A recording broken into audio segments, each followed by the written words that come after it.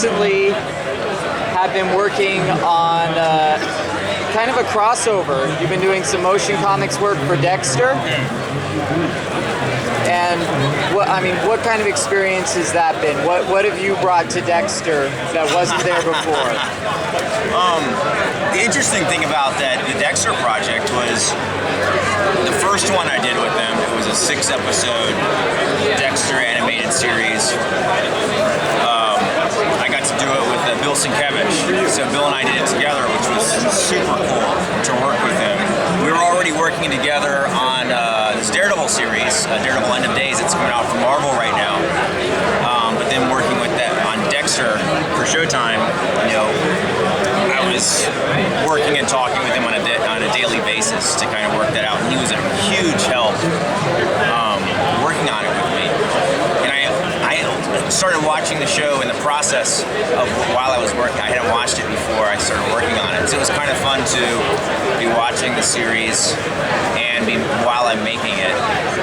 But the real magic of working on that project was being able to work so closely with Bill and becoming like really close friends with Bill in the process of making it. It was sort of the coolest part of it for me in a way.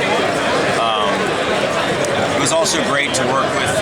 It's written by the actual writers of the show. The first Dexter animation I did was written by the Dexter writer Tim Schlotman.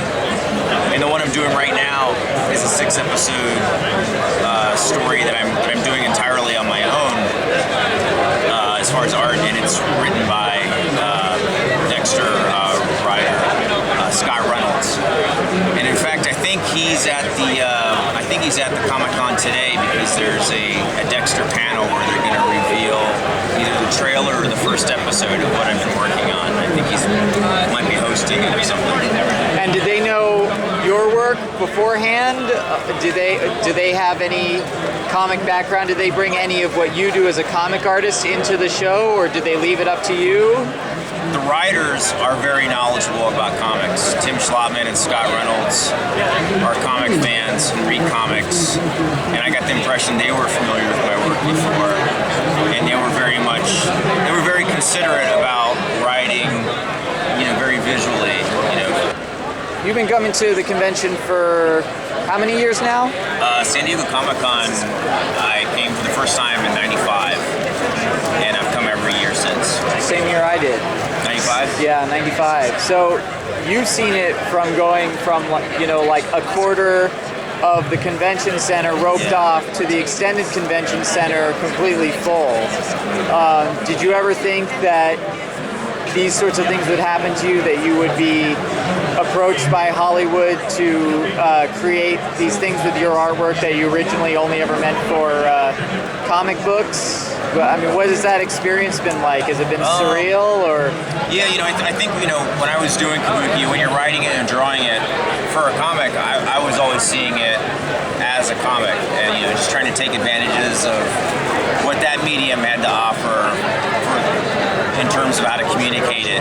Oh yeah, just when I'm doing, I was doing Kabuki as a comic, you have a story to tell, and you're really trying to think of like what's the most powerful way to tell that story, and so I'm doing it in the medium of comic book, and I'm really trying to think of what are the assets available in your arsenal as a storyteller in comics. So I was always looking at it that way. There's things you learn from film as well that you can apply in comics. With film and comics, there is a certain amount of overlap because they're both visual stories, and there's things that you can apply to each one. But there's also a lot of differences which are easy to forget because of all the similarities, if that makes any sense. What's one example? Well, with comics, for instance, unlike film, anytime someone speaks, it takes up physical visual space. Inside film, you can be seeing whatever you're seeing, and there can be as much sound effects or voiceover or dialogue, and it's not obscuring the image. But in comics, it's using the same real estate. So you have to think of very clever ways to integrate the text to image ratio and parse it out in a certain way and make it have a rhythm to it and take advantage of it and not be encumbered by it, which is something I love about comics. I love that idea of it being a synthesis of type and image. And if you sort of do it right, you can't tell where the story ends and the image begins, and the image tells the story and the type is part of the artwork. But then once the story was complete, I did have some interest in film to adapt, and TV to adapt kabuki from early on. And so then I was really intrigued by that, because then it was a really interesting challenge to see an entirely new set of aesthetics and mediums that I could tell things in a different. How could you best take advantage of what that medium has offered to now tell the story? So there would be things I would do differently, in telling it in film than TV than I did in comics. And there's also wonderful ways to translate something very similarly to how you did it in comics to film that can have a lot of charm. But then because it's this whole other medium with a whole other set of possibilities,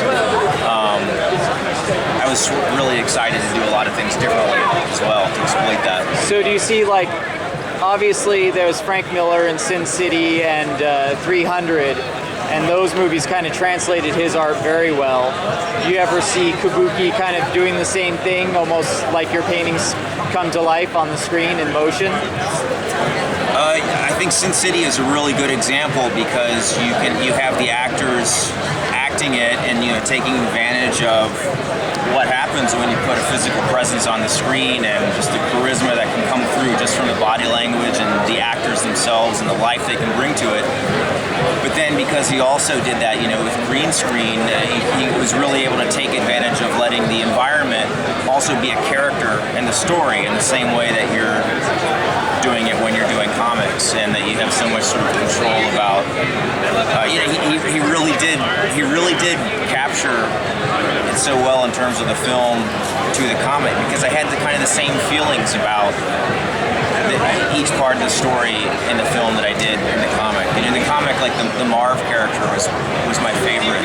That was my favorite story, my favorite character. I felt the same way about it in the film. I felt like that had, for me, I connected most with that character and that story, and it had the most energy for me, and the way that character talked and everything had a really wonderful, likable vibe that I connected to. So that was a wonderful.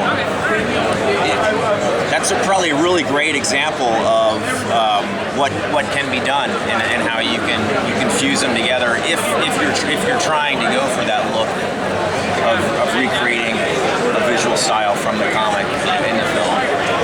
But what about here at the convention?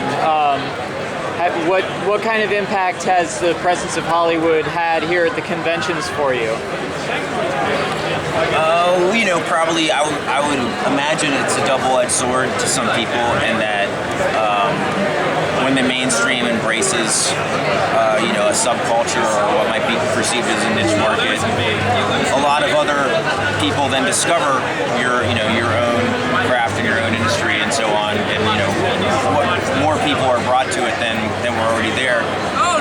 The other hand is, at a convention like this, there's a lot more people here, but a lot more of them are maybe here to see, panels or get exclusives, or this kind of thing,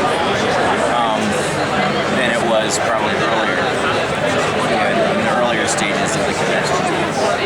Anything else you want to add? I'm just grateful to be able to, tell stories in comics or whatever medium I'm doing it. It's fun to wake up every day and be able to write a story and draw it and make it happen. And I love doing that in comics and graphic novels, and I'll keep doing that in those forms. But I also enjoy the idea of trying it in other formats and mediums as well.